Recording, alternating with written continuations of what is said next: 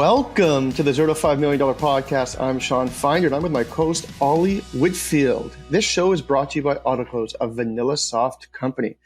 Ollie, why don't you introduce today's guest, or even better, what we're talking about today? Sure, but before we do that, where are you? You're in a different background. This is new to me. What's going on? I am. I decided to take the winter and by storm, literally, and come to Florida for 3 months with the family so we can get away from the snow and into this beautiful weather for a few months. Well, I wish I hadn't asked. And next time, if you could be like with the pool in the background, that'd be awesome. But we'll go with this if that's all right. Let's do it. Let's go. All right. So, bit of a different one today. Not much of a debate. I wanted to pick your brain and see what kinds of things you've seen and what you think we should do. So, I'm a founder and I'm starting to grow a sales team. Things are starting to grow, and we're investing in sales team. We're investing in a bit of headcount to obviously push the business forward, increase revenue. When does a sales team have a budget, if ever? So I always hear things like, let's say we wanted to buy Autoklose. It's a sales tool. Yep. What budget does that come out of? And normally marketers have always had a budget and they can spend it on whatever they like. But sometimes you get sales things coming into that, like a contact data tool, like a sales engagement tool, like Gong, or loads of things. So at what point does, if ever, a company have a proper sales budget only? So, I mean, I think every company, small business, medium-sized business, enterprise should have a sales budget. But what I found actually very interesting there, Ollie, was we're talking about a sales budget, and the only things that you mentioned were sales tools. Okay. Now, the one thing that companies right off the bat make a mistake is if they take that $1 million that you're saying you're getting for a sales budget and you're spending it on sales tools. Because I would say sales tools are only as good as the people that are using the tools, the process you have in place for the tools, the planning with those tools.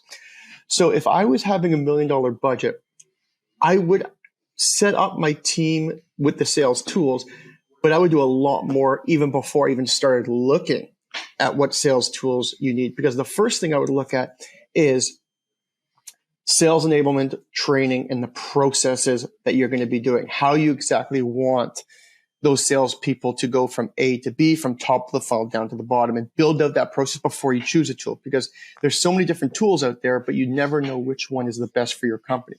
You know, people think, oh, well, I need a CRM, I'm going to Salesforce. Well, Salesforce, is good for enterprise, but is it good for those small, medium-sized businesses? So I think that's one of the biggest mistakes people do is they go jump, just like you did, Ollie, right into the sales tools like Gong, Chorus, all the other ones that you just named. Okay, so I agree, but what I've seen is both sides of that. So oftentimes people are saying that the budget includes headcount, and that means salaries and bonuses and all that stuff. I imagine for a sales team, you have to be a bit on the conservative side of things because you're going to have hopefully people exceeding quota and you don't know by how much.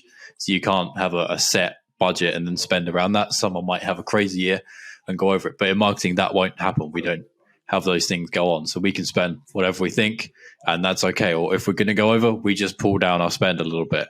So how often is it that people do not have headcount inside of that budget? Because for example, here, we don't class the marketing team as budget cost. That's part of the business cost. So we don't say that, but I've seen it done both ways. So it all depends. So there's two different types of costs. You have, your sales tools, like you said, but you also have your sales people. Because you need those people to be able to use those tools. So if you're given $1 million and you're trying to build out a sales team, those people will be inside that budget. So you would have to allocate a certain amount of that $1 million to people. Now, the one thing I do want to mention is we do have $1 million budget. Now, who do you want to hire? So the first thing that comes to mind when I think of I have a budget, I need a sales team is I want to attract good talent. Okay. Now, how do you attract good talent? And I'm talking, the A and B players, maybe not the A, but at least the B players. How do you attract a good talent with that $1 million? So the first thing that comes to mind for me is, the benefits plan, the health benefits plans. How did Facebook and all these Silicon Valley, get good talent? They had ping pong tables, pool tables, half day Fridays, all these extra stuff that they give you to attract those good talent, free lunches on Thursday. So what you want to do is with that $1 million initially, when you're looking at specifically the people, you want to make sure you are attracting the right people for your company, because you're building a team from. Are you building a team from scratch early, or you actually have a team and you're given $1 million? Okay, so let's say from scratch, and it's probably for the most part people aren't going to have this unless they're very inbound and then they get $1 million of investment and then they only want to do it this way. But for argument's sake, £1 million, $1 million lands in your lap, and you've got to start from zero in terms of a sales team for Autoklose or vanilla stuff you pick. What are you going to look for? So you're going to have to pick a number of reps on a number of dollars a year and multiply that up. You're going to have some wiggle room, hopefully, where one over exceeds by a long way, one kind of hits 100% and stays there, and one maybe hits 80% of quota and they don't get more. So you've already got some variation there, and then you've got other things like tools afterwards. So how do you kind of budget for that and account for that variation in performance? Okay. So first thing I do is I would look at my verticals. What verticals do I want to hit? Then I want to look at what is my total addressable market for those verticals. And at that point, I'm saying, let's use, for example, let's say insurance is 60% of our revenue, software is 20%, and healthcare is 20%. Okay. I would then say, okay, I might have, my goal is to have 5 salespeople, I would then put 3 people in the vertical of insurance, 1 person in the vertical of healthcare, and 1 person. So you want to make sure that you are putting your eggs in the right basket, meaning you're putting your eggs in the ones in the vertical that's going to give you the most revenue. Now, when you get those people in those verticals, you want to make sure that you have, I like to call a repeatable, scalable process, meaning you also have bench players inside those companies that can actually jump in. So if I had those 3 verticals, I'd probably get 5 people to start, make sure I have the process in place, and then continue as revenue comes in, use that $1 million, but also continue to expand inside those verticals as it comes and as the revenue comes for those specific verticals. Out of that 1 million, doing what you just said, what do you roughly think you might have spent out of that? Because hopefully you're not going to say, I've spent $1 million, and then if something goes wrong, you got to lay somebody off or something. You're only going to get cash flow back in terms of the wages that you would have paid for the next month. So, well, the interesting is it would be a base salary plus a comp plan, right? So the comp plan obviously is money that's coming off the revenue, not off that budget. But for the budget, I would say I'd be looking to spend 40 to 50% of my budget on people, and then the other 60% would obviously be towards like technologies, building a sales playbook, building analytics to track the entire sales process. Basically, you want to have those 60% has to accumulate to something that will say, okay, I can get those 5 people getting me a return on my investment, building revenue, but having a repeatable process. And once they have the repeatable process, as you continue to grow, take your retained earnings and those retained earnings, reinvest those into the company. If you're a smaller startup or small business, take those retainable earnings, invest it back into the business, but have that repeatable process that you say, okay, if I get another 2 salespeople, this is the process, this is the landing page, this is the number of demos I'm going to get, this is the number of conversions I'm going to get, and have all those analytics in place so that not only the company can succeed, but you also want that employee to succeed, or else we all know what happens to an employee that doesn't hit quota and doesn't succeed. They move to the next position. Yeah. Okay. So how much of that time, well, actually, how much of your time, if you're not going to do this, would you devote to coaching or training and those things? So you said people is one big portion of it, and then technology is the other. How much coaching, external advice and training are you going to put in maybe in the year? Let's call it a year because that's kind of a big round number. You're not going to have training once a week, or maybe you will if you really need it. And if you're not going to do that, that's obviously a big weight on your time if you're going to do it. And if you're not, then that's a whole other topic. But how much you kind of accounting for with that? So I would probably say in the first year, you'd have to be looking at 5-10% of that revenue, of that to be put towards coaching, building the sales playbook, and building that repeatable process.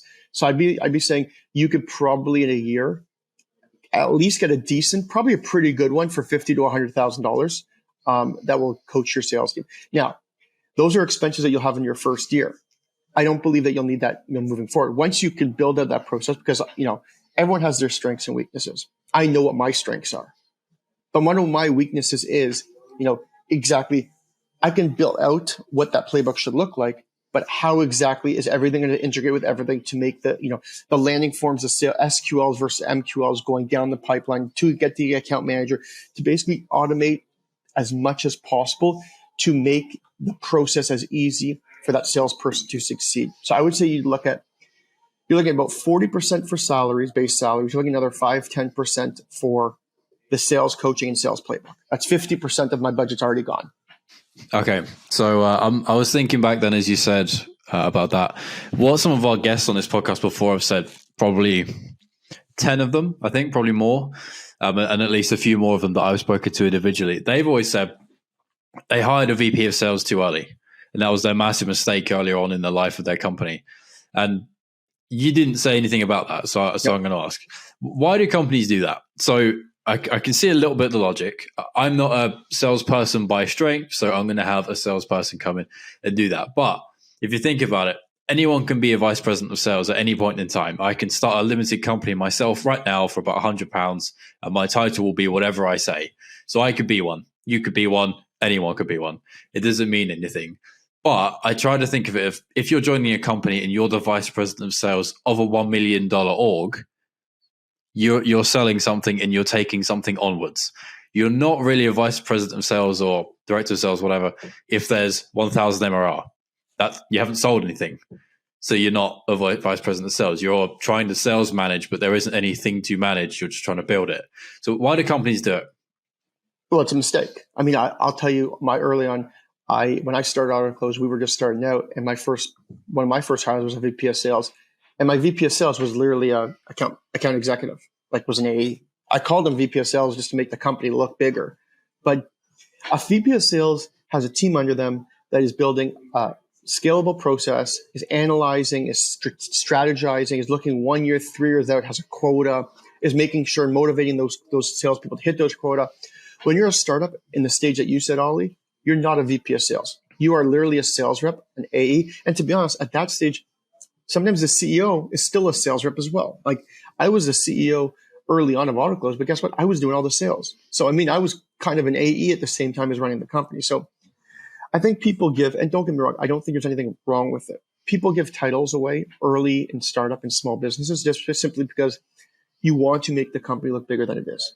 A perfect example was I was trying to get Rogers, which for some people who might not know, is like the Verizon, the T-Mobile in the US. Okay, I was trying to get them. I was going up at that point versus InsideSales.com. Okay, and Inside Sales was out of Utah, hundreds of employees, and at the point when I was walking into the office to do a demo to Rogers, there was 3 employees in my company. So there was a CEO, VP of sales, etc. So what did I have to do? I actually had to create fake LinkedIn accounts to make my company look like we had over 30 people, or else they wouldn't even look at us. So it's the same thing as people doing a VP of sales. You're just trying to make yourself look way bigger than you actually are. But at the end of the day, that VP of sales is doing the exact same demos as that AE.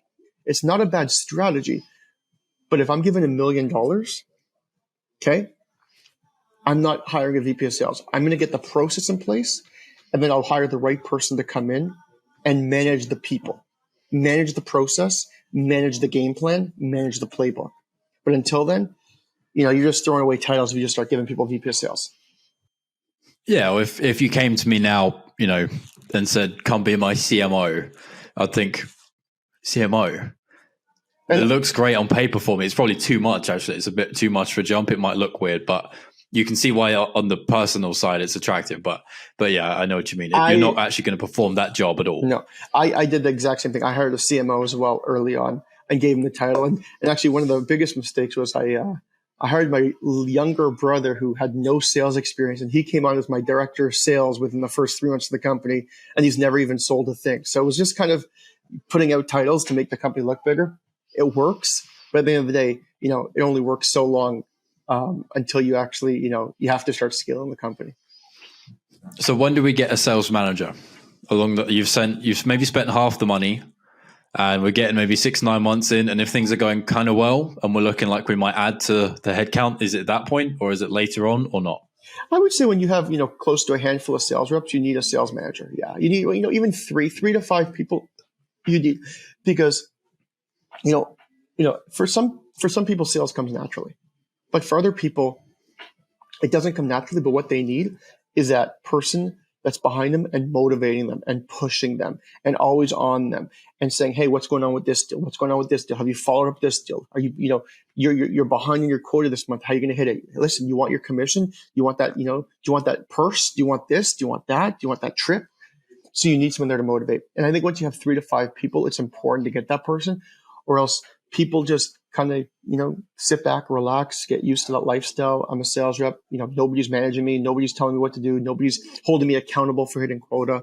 And one of the things I found with companies is the biggest turnaround in the company is when they have the right leader in there who might not be the hands-on micromanager, but might be that person that's in their ear, talking to them and motivating them on a daily basis.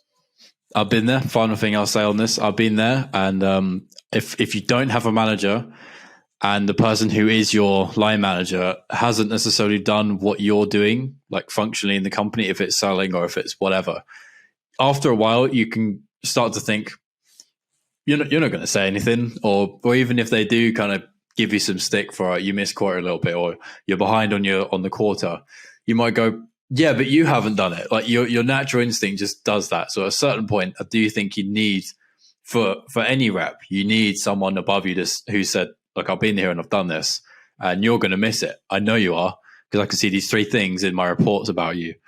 What are you going to do about it? And then all of a sudden, your game comes right up through the roof. You raise your game, and that's not a thing anymore. Yeah, I'm completely with you. I think I've seen it happen multiple times where, people get, stagnant. They get too comfortable. And then once there's that it is a very small change. It's not a big change, but that small change where you bring in that personality they need, they really step up and start to really be successful. Good stuff, man. Well, I think we're about out of time. So you want to wrap up? Perfect. Well, I want to thank everyone for joining us today. This has been another great episode. Also, thank you for everybody listening. If you enjoyed the show today, don't forget to give us a 5-star review wherever you're listening from. Subscribe so you don't miss the next show. And we have some great guests coming on in the next few weeks. So stay tuned, and we'll see you on the other side.